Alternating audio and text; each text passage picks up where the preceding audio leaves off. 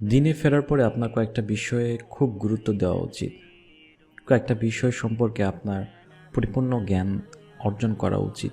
যে সকল বিষয়বস্তুসমূহ আপনার জানা দরকার, আপনার মুখস্থ করা দরকার, তার ভিতর থেকে কিছু কথা আমি শেয়ার করছি আমার নিজ অভিজ্ঞতা থেকে। যে আপনি দিনে ফিরছেন, আলহামদুলিল্লাহ, দিনে ফিরেছেন, দিনের উপর আসছেন, নিজের ব্যাড হ্যাবিটসগুলো থেকে দূরে আছেন।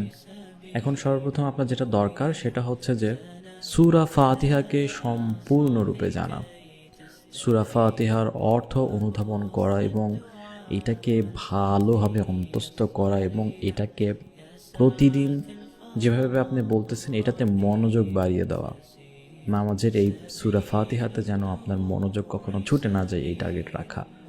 ধীরে ধীরে রেগুলার যে পঠিত সূরাগুলো আছে সেগুলোর অর্থগুলো জানতে হবে।